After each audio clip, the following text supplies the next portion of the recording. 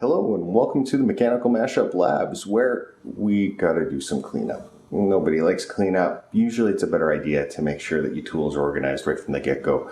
Dave's gonna show you how to do that, and I'm hoping that I might learn from this. Part of it will have to do with the fact that we have a new production assistant and she's a bit on the militant side, so wish us luck. Hey Sim, pass me a half-inch wrench. Sure thing, boss.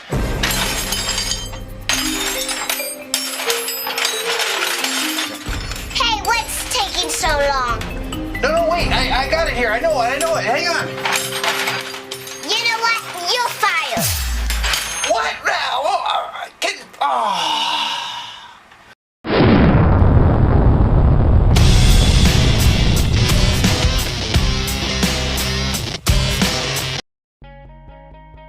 Measure the drawer you're making this for. Using SolidWorks or Google SketchUp, measure the tool's silhouette. If you're not a CAD ninja, the first time Dave did this, he just drew it out on paper by hand. Play around with the spacing and arrangement until you're happy with how everything fits. When you're all done your layout, you can turn this into a pattern. Now Dave has a printer that would handle paper this size, but most people don't, so we'll show you how to make a full-size print. You need to break your picture into several pages. Most programs will allow you to do something like this, or they'll have a banner printing option. The more overlap of the images you have, the easier it is to piece them together afterwards. Print out your sheets, and now it's time to assemble them. If you have access to a light table, now is the time to use it. But all you really need is a window on a bright day. By taping the paper to the window, you'll be able to see through it enough to line up the overlaps in the image. Just in case you were wondering, the weird stuff on the windows are stickers the kids put there to keep the birds from crashing into the glass. Here is a close-up of what it looks like.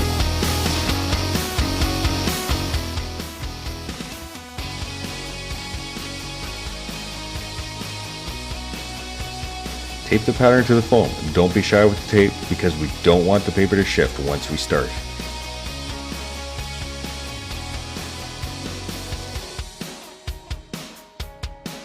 Yes, this takes a while. In fact, it took about the same time it took to watch From Paris with Love and The Eternal Sunshine for a Spotless Mind to play on Dave's laptop sitting in front of him.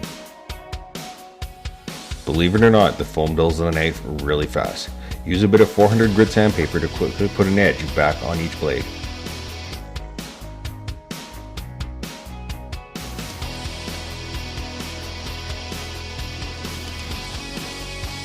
As Dave cuts out the shapes, you can see that he added more tape to hold everything firmly in place.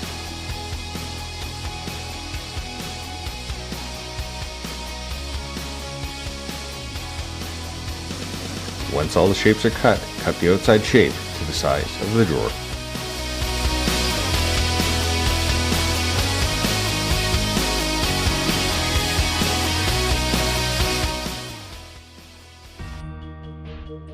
Whoa, hold on there, big fella. You're not done yet. Don't believe me? Put some tools in there. Make sure the little one fits okay.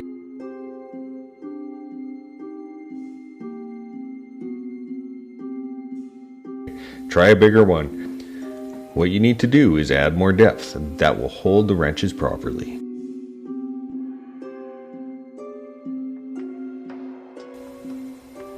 Mark out the size required and use your scissors to quickly cut out the bottom panel.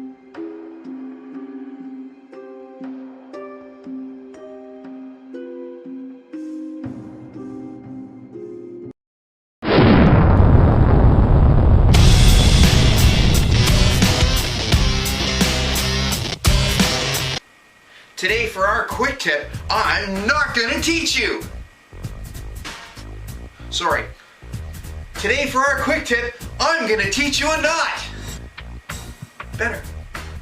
So this knot doesn't actually have a name. I thought I had invented it up until a certain point. I did some research on the internet and I did find someone had published an account of using it as an adjustable belt. But until then I had always called it the Spence splice. Really cool thing about this is it's totally adjustable. You can have a loop this size and you cannot make this loop any bigger. The rope will actually break before the knot slips as long as you've got it done right. But I can change the size of the loop very, very easily just with fingertip pressure. Again, it locks and you can't do it. It's kind of like a Chinese finger trap. So you do need 3-strand rope to do this. You can do it with some other types of rope, but I'm not going to cover that right now. 3-strand is the easiest way to go. I'm going to use 2 different colors of rope just so you can see a little bit easier what it is I'm doing. You're going to take the rope and twist it so it kind of pops open a little bit, and run the rope through. You're going to twist it again, and what you want is to go under this, over that, under this. Again, over this one and under this one. It's a lot easier to do if you've got a taped end or an end that you've melted. If it's fraying, it's really hard to push it through. So you can see, over, under, over, under, over, under. Now, how many times to do this depends on the type of rope you're using. If it's very slippery, like this is, you might have to do a little bit more, but I would say, there, that's slipping a little bit, so I'm going to do 2 more, just to lock it down really firmly.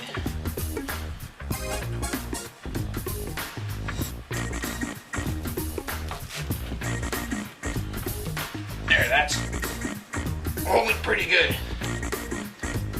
So you can use this to make a large loop, you can use it to make an eye on the end. Totally adjustable. One thing you can do as well is put a little knot on the end so you can't accidentally pull it through. And when you're done using it, take out your stop knot.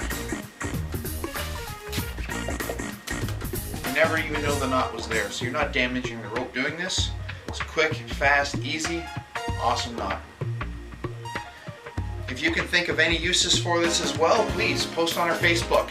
Tell us what you've used it for. We've already got the inventor of this used it for a belt. I've used it to tie down things on trucks, tent poles, hanging pulleys in arboriculture. I used to use it for that.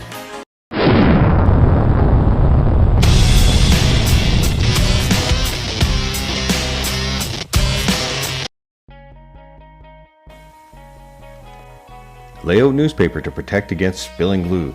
Try to find newspaper with good-looking people on it. Whoa, hey, look at you, Dave.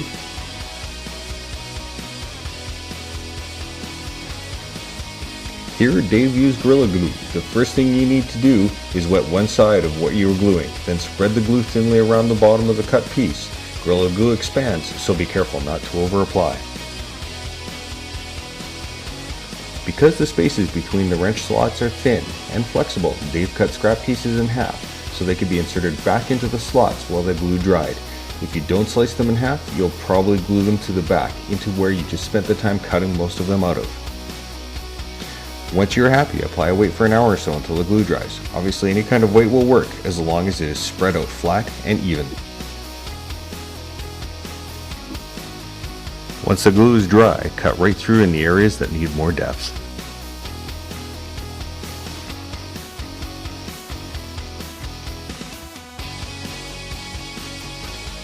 Small tools might sit too low in just one layer, and they can be hard to get out. Cut small holes right through the bottom. Then all you need to do is press down and the tool pops up. Now bask in your awesome ability to turn this into this in the time it takes to watch some movies. Amaze your friends, amaze your co-workers, and most of all... Hey Sim, pass me a 1/2-inch wrench. Sure thing, boss! You're the best around. Nothing's gonna ever keep you down. You're the best around. And nothing's gonna ever keep you down. You're the best around.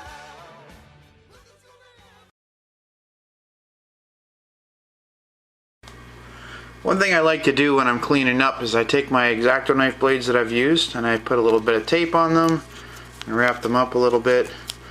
That way the hobos and raccoons poking around my garbage won't cut themselves.